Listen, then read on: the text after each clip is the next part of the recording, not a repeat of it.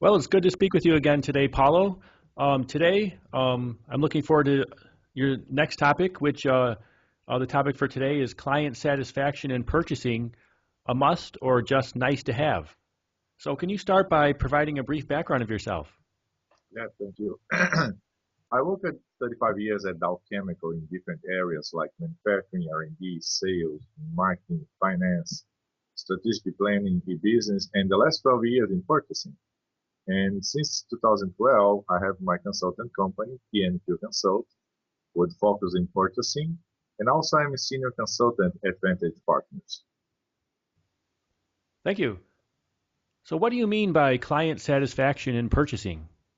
Well, in sales and marketing, companies use customer satisfaction surveys to provide indicators of consumer purchase intentions and loyalty. According to Wikipedia, customer satisfaction data are among the most frequently called indicators of market perception.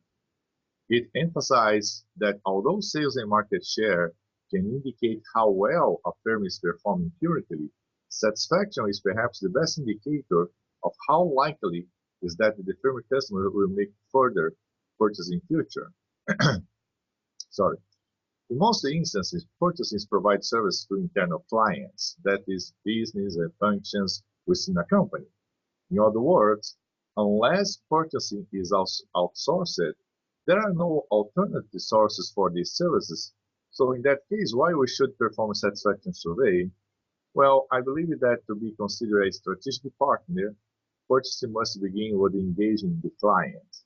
Once you engage the client, you set expectations in their mind, and from there, it makes sense to measure their satisfaction. The comparison of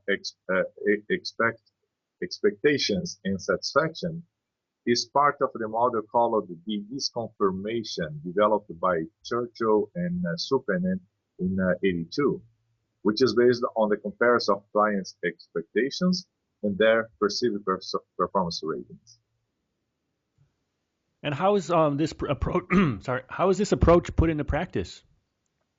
My view is that you should only start doing satisfaction survey once you have established a baseline to compare it. The engagement begins by interviewing the main clients regarding four dimensions: strategic alignment, sourcing management, supplier management, and metrics. These questions obtains the client's initial thoughts and scores from 1 to 6, being 1 extremely dissatisfied and 6 extremely satisfied. The baseline should performance within each commodity, raw materials, packaging, MRO, capital, logistics, etc. So in the end, you will have a baseline score for each commodity and also for all the purchase function. At this point, you are able to do a gap assessment to understand the expectations from the client in each dimension, as well as defining actions to address these identified gaps. Once you have a baseline to start with, you can perform satisfaction surveys. I suggest doing the surveys just once a year through year-end interviews. In order to obtain unbiased response, I suggest selecting purchase personnel from different commodities. Let me explain a little bit. For example, you take raw materials purchasing personnel that will interview clients from MRO and so on. So I think the people are more comfortable to express their opinion with this selection. My preferred method of survey is to use a set of statements where the clients can give the importance to them using Six Sigma rating: 9 very important, 3 important, and 1 less important. And this is coupled with the satisfaction scale 1 to 6, as I mentioned before. For statements with score 3 or below, I recommend asking the client the reasoning so you can identify other gaps to be addressed.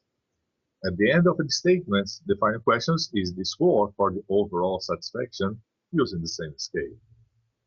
My article published at my purchase center give you examples of the questions. Okay, and can you finally, my last question is, can you talk about the benefits? I think the benefits are in three areas. First is to have a formal engagement with internal clients to make sure you have a strategic alignment between purchasing and the client. Engage the clients in sourcing management, supplier management, and performance management. Second, identify the existing gaps and expectations from the clients. And third, be able to measure and track evolution in how well purchase is performing its responsibilities.